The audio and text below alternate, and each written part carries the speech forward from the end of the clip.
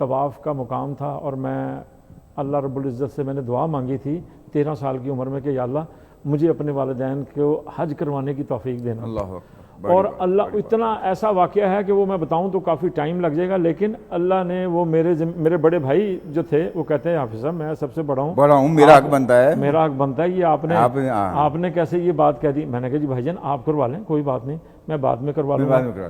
تو وہ اس وقت جو ہے وہ حج کی جن درخواستیں جو آتی تھی نا اس میں جن کے پیسے باہر سے آ جاتے تھے ان کی قرآن اندازی نہیں ہوتی تھی، اور جن کے جو یہاں سے ہوتے تھے ان کی قرآن اندازی ہوتی تھی. بالکل. میرے بڑے بھائی نے مجھے فون کیا کہ حافظ صاحب میں چھوٹا تو تھا لیکن مجھے سارے حافظ صاحب ہی کہتے تھے، حافظ صاحب یہ آپ کے ہی حصے میں آنے والا ہے. میں نے کہا آپ نے دعا کہاں کی؟ آپ کی اجازت ہو گئی تو عبدالباسط محترم جب میں اپنے والدین یہ بھی میں یعنی ان اولاد کو یہ پیغام دینا چاہتا ہوں، ایک مرتبہ اپنے ماں باپ کے ساتھ حسن و سلوک کر کے دیکھ لو.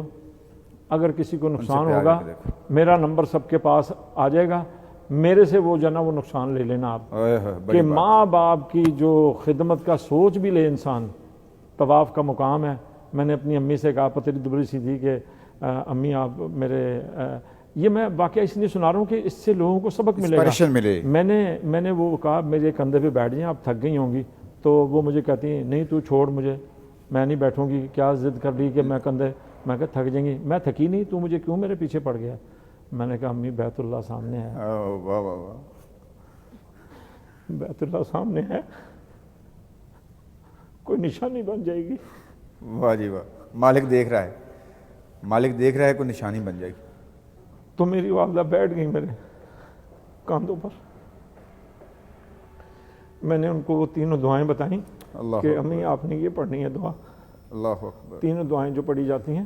چوتھی بار وہ کہتی تھی اے باری تعالیٰ میرے بچے کو بار بار اپنے گھر کا طواف کرنے کی توفیق دینا، بار بار وہ دعا بھی وہاں پہ قبول ہوگی. گنبد خضرا کی حاضری نصیب فرمانا. اللہ یہ کووڈ کی وجہ سے میرا دوسرا سال ناغہ ہونے کو آ رہا ہے. مجھے نہیں پتا اب اللہ اس سال بھی اگر حج پہ لے جائیں تو عبدالباسط صاحب ان کی دعا کی برکت سے اللہ پاک ایک سال میں 6 مہینے مجھے لے کے جاتا ہے اپنی بارگاہ میں. 6 مہینے آپ بیت اللہ میں رہتے ہیں. اللہ تعالیٰ کے ہر رمضان مجھے اللہ پاک وہاں پہ رکھتے ہیں. یہ ان کے ماں باپ کی دعائیں ہیں. تو میں اس نوجوان نسل کو میں یہ پیغام دینا چاہتا ہوں والدین کے حوالے سے، میرے بچوں، میری بیٹیوں، میرے بیٹوں، سمجھ جاؤ یار یہ وقت بار بار نہیں آئے گا.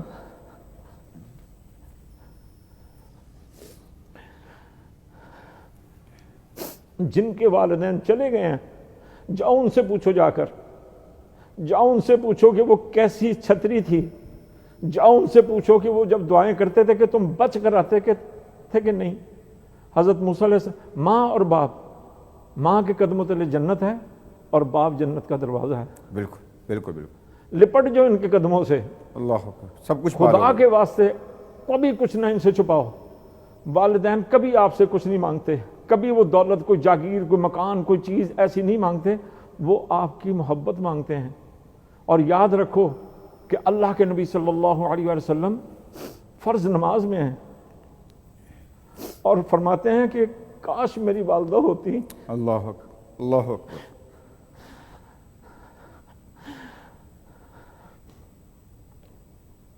اور مجھے وہ پکارتی محمد. میری 2 رکعتیں ختم ہو چکی ہوتی. اللہ اکبر. میری 2 رکعتیں ختم ہو چکی ہوتی ہیں اور مجھے وہ آواز دیتی تو میں نیت توڑ کے کہتا جی امی جان، جی امی جان. تو میں یہ بات آپ کو بتانا چاہتا ہوں اور بار بار آپ کو میں یہ بات کہتا رہوں گا، اگر کچھ پانا ہے تو اللہ رب العزت کے سامنے جھکے رہیں، اللہ کی رسی کو تھام لیں، اس کی رسی کو مضبوطی سے تھام لو. اللہ ہماری شارگوں سے بھی زیادہ نزدیک ہے. اللہ اکبر. اللہ اکبر. اللہ کے نبی صلی اللہ علیہ وسلم کی سنتوں پہ عمل کرنے والے بن جو بیٹو، میری بیٹی ہو، میرے بھائی ہو، میری بہن ہو. پھر اپنے والدین کے قدموں سے لپٹ جاؤ.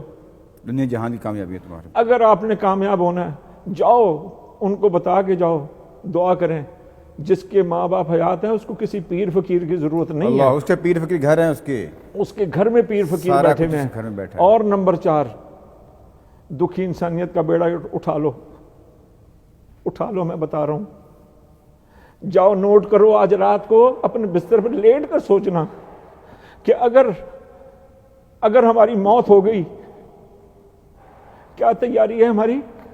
اللہ چلو یار یہی نیک کام کر لو، کسی دکھی انسانیت کا بیڑا اٹھا لو، رکھو کسی یتیم کے سر پہ ہاتھ، اللہ اکبر۔ پھر تم حرارت دیکھو، کسی پریشان کی پریشانی دور کرو، پھر تم اپنی کیفیت کو دیکھو، کسی بھولے بھٹکے کو راستہ بتا دو، کسی کو پانی پلا دو، کسی کو روٹی کھلا دو۔ ہم تم سے کچھ نہیں مانگتے، سہارا ویلفیئر فاؤنڈیشن خیرات نہیں مانگ رہی آپ سے، اس کی اپیل نہیں کر رہی، اس کے لیے ہم کوئی ڈرامہ نہیں کر رہے آپ سے۔ آپ اپنی جگہوں پہ اپنے اپنے طور پہ کریں، جہاں آپ ہیں وہاں اپنی پہ جگہوں پر آپ شروع ہو جائیں، بالکل۔ پھر آپ دیکھو اللہ آپ کی اولاد کو مجھے بتا دو کہ کیا تیاری ہے ہماری، کتنے لوگوں کو ہم نے اپنے ہاتھوں سے دفنا دیا۔ مجھے نہیں پتا میں نے ناروے کے اندر کتنے لوگوں کو اپنے ہاتھوں سے غسل دیا ہے، رات کو بات کر رہے ہیں، صبح ان کا میں جنازہ پڑھنے کے لیے جنازہ پڑھنے کے نہیں جا رہا ہوں، ان کو غسل دینے کے نہیں جا رہا ہوں آخری۔ اسی طرح موت آن لپکے گی، خدا کے لیے وقت نہیں ہے۔ مجھے بتا دو، میں آپ لوگوں سے سوال کرتا ہوں، مجھے بتا دو کتنی اپنی جگہ پہ آپ اپنی عمریں دیکھ لیں، کتنی عمر ہے، کتنی عمر ہے ہماری، کہاں چلی گی بقایا حصہ؟ اسی طرح موت آن دبوچے گی اور ہمیں پتہ بھی نہیں چلے گا۔